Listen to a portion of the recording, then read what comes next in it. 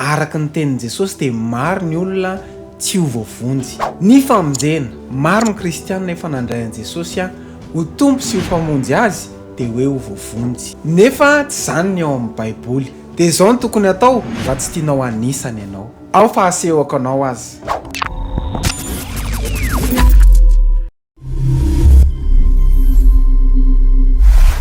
Ho Jesosy tsy izay rehetra manao amiko hoe tompoko no hiditra amin'ny fanjakany lanitra, fa izay manao ny sitrapony raiko izay any an-danitra. Iza ary no miantso an'i Jesosy hoe tompoko eto, sady tsy atea no tsy bodista no tsy musulman.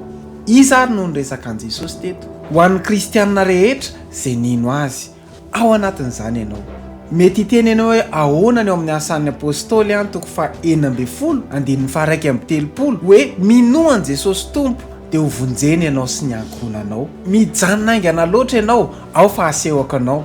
Avy nandray an'i Jesosy ho tompo sy mpamonjy ny fiainana izy, dia inona nataon'i Paoly sy Lasy eo amin'ny 2:30? Ary izy roalahy nitory ny tenin'ny tompo taminy sy tamin'izay rehetra tao an-tranony.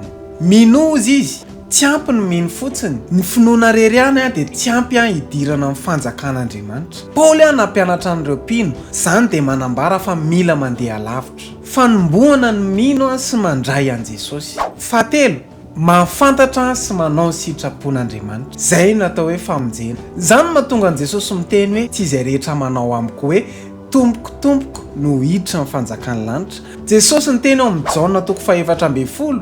Jesosy namalaka nanao taminy hoe raha misy tia dia aoka hitandrina ny teniko izy, ary ny raiko ho tia azy, ary akao aminy izahay ka honona ao aminy. Inona ary ny dikan'izany? Hianatra sy handray an'io teny io tsika mba hahafantatra ny sitrapon'Andriamanitra ary manao izany.